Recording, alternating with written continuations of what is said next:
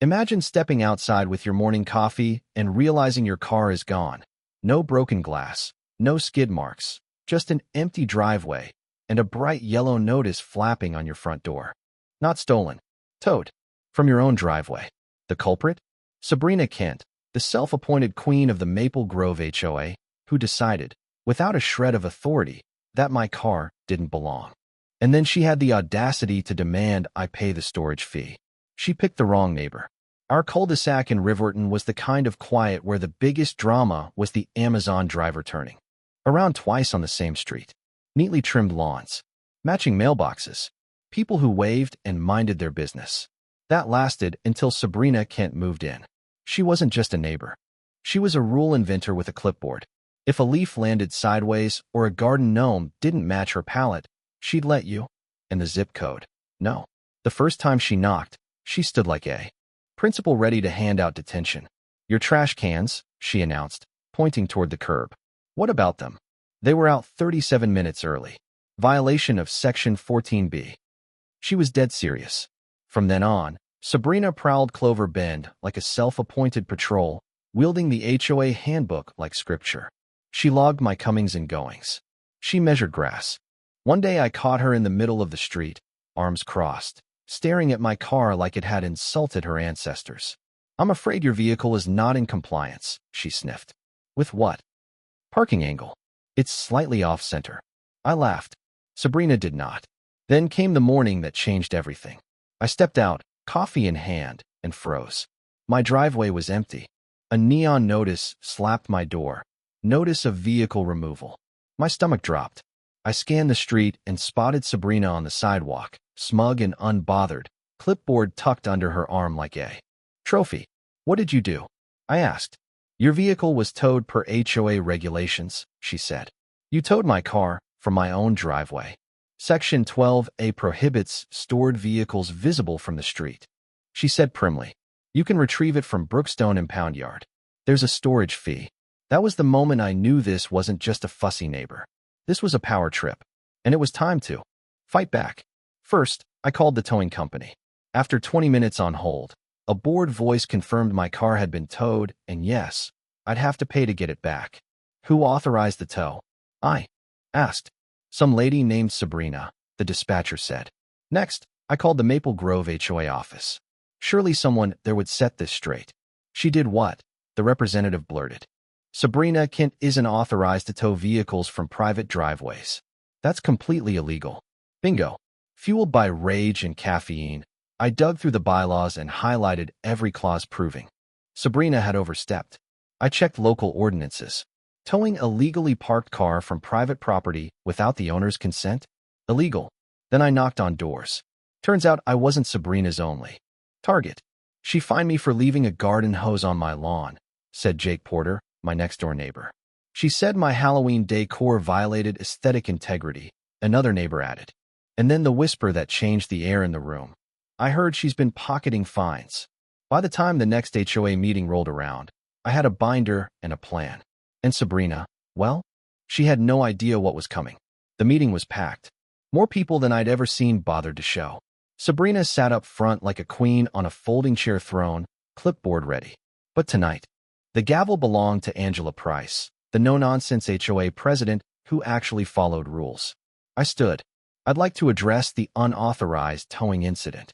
Go ahead, Angela Price said. I turned to Sabrina. Point me to the rule that allows towing a car from a homeowner's private driveway without their consent. It falls under Section 12A, Sabrina said crisply. No stored vehicles visible from the street. I held up a printed copy. Section 12A refers to abandoned vehicles. Mine was neither abandoned nor improperly parked. You had it towed illegally. From my driveway. Murmurs rolled through the room. The rules are open to interpretation, Sabrina tried. They're actually not, Angela cut in. Towing a resident's car without proper authorization is a serious violation. I wasn't done. It's not just the tow. Sabrina has issued bogus fines, harassed neighbors, and there are reports she's been pocketing money from unauthorized penalties. That lit the fuse. She wrote me up for having my garage door open, one neighbor said. She told me my flower pots were too colorful and made me remove them, another added. She literally tried to find my cat, someone in the back shouted, to a ripple of incredulous laughter. Color drained from Sabrina's face. Do you have any authority to issue fines or authorize tows? Angela asked. Sabrina opened and closed her mouth. Nothing. Effective immediately, Angela Price announced. Sabrina Kent is relieved of any HOA duties. Because she took illegal action against a homeowner, the HOA will cover all towing and storage costs. We will also review past complaints. If we find misuse of HOA power, fines will be issued, including to Sabrina, for actual violations. For the first time since she arrived, Sabrina had nothing to say. The neighborhood felt different the very next morning. Lighter. Freer. Jake Porter parked his car a little crooked in his driveway, on purpose, just a couple degrees off-center. No one said a word, but everyone noticed. By week's end, the street looked human again. Halloween decorations reappeared. Mailboxes stood proudly in whatever shade of beige, or not, people preferred. Someone installed a garden gnome platoon, a private joke we all shared. Meanwhile, I drove to Brookstone Impound Yard with a letter from the Maple Grove HOA. They covered every fee. Out of pocket? Zero. Before leaving, I installed new cameras over my driveway because, well, you can never be too careful when a Sabrina lives down the block. Inside her house, the blinds stayed closed. Rumors swirled that Sabrina was thinking of moving. No one begged her to stay. With the tow resolved, Angela Price and the rest of the board got to work cleaning up the mess. They audited past fines, refunded what shouldn't have been collected, and created a clear policy. No towing from private property without the homeowner's signed consent. And police confirmation of a true hazard. Enforcement went back to what it should be: polite notices, real conversations, and actual due process. A week later, I sat on my porch sipping an iced tea, when Jake Porter wandered over and nodded at my driveway. "Car looks good there," he said. "It really does," I said, leaning back. The best part wasn't getting my car back, though that was sweet. It was watching a neighborhood shake off fear. People started chatting again, swapping tools, sharing seedlings. We weren't sidestepping a clipboard. We were living on our own street. At the next meeting, Angela Price introduced a few changes. First, a volunteer good neighbor committee to mediate issues before they turned into complaints. Second, transparent accounting for all fees and dues. Third, a policy that any board member caught enforcing rules for personal vendettas would be removed. Unanimous votes. Applause. Relief. As for Sabrina Kent, she kept to herself. Word was she'd started packing. If she left, no one planned a potluck. If she stayed, the rules were finally clear. The HOA serves the homeowners, not the other way around. A few nights later, the street glowed with porch lights and fall wreaths. Someone's wind chimes tinkled.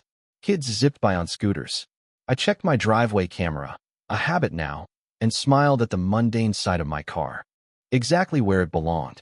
What began with an empty driveway ended with a full room and a clear verdict. Authority without limits isn't authority. It's abuse. And when neighbors stand together, clipboards don't stand a chance. Now the Maple Grove HOA has an actual heartbeat. We still like neat lawns and tidy sidewalks. We just like fairness more. And if anyone ever tries to tow a car from a private driveway again, they'll meet a community that knows its rights, and an HOA president named Angela Price who actually reads the bylaws. Justice wasn't loud. It was precise. A binder. A meeting, a vote, and a quiet street reclaiming its sanity. The ending? Simple and clear. I got my car back, Sabrina Kent lost her power, and Maple Grove learned that rules are for protecting neighbors, not punishing them.